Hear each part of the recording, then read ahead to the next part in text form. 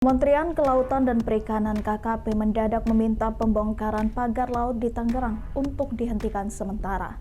Namun Panglima TNI Jenderal TNI Agus Subianto menegaskan pihaknya akan tetap melakukan pembongkaran.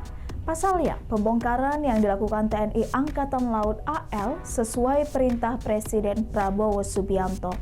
Oleh sebab itu, Agus memastikan tindakan pembongkaran pagar laut sudah sesuai perintah dan harus dilanjutkan oleh TNI Angkatan Laut hingga selesai.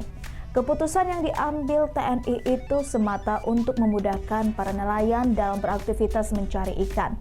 Diberitakan sebelumnya, Menteri KKP Sakti Wahyu Trenggono berkoordinasi dengan Kepala Staf TNI Angkatan Laut KSAL Laksamana TNI Muhammad Ali terkait pembongkaran pagar laut di wilayah Kabupaten Tangerang, Banten.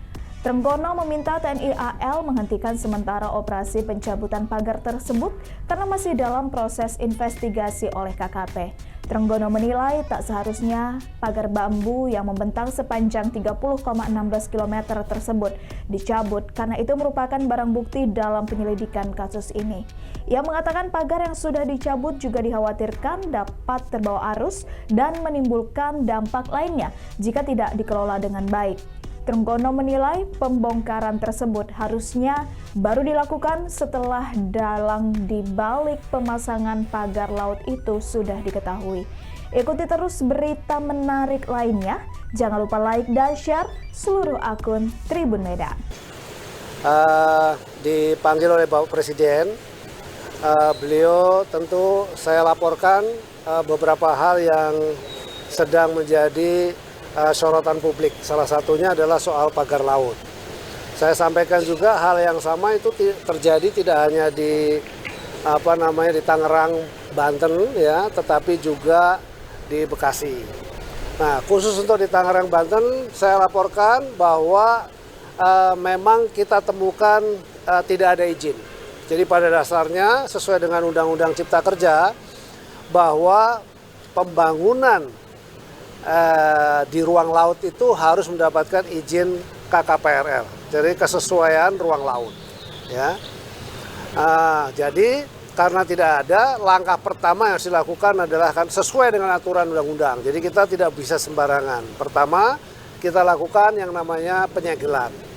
Setelah kita lakukan penyegelan, kita identifikasi siapa yang punya. Kan pada saat kita lakukan penyegelan kan nggak tahu nih siapa yang punya.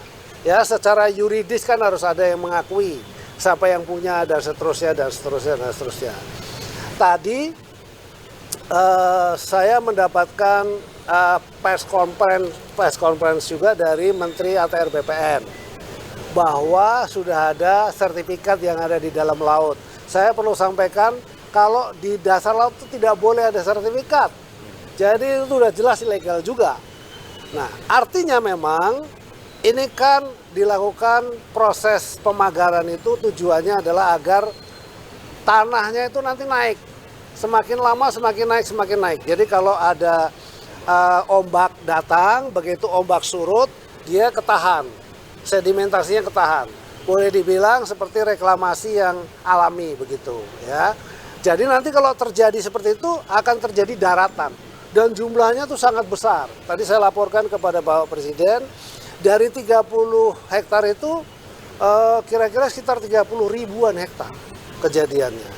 Nah, kan itu sangat besar. Nah, di bawahnya ternyata menurut identifikasinya dari Pak Menteri ATR BPN itu sudah ada sertifikatnya yang atas nama siapa. Download Tribun X sekarang, menghadirkan lokal menjadi Indonesia.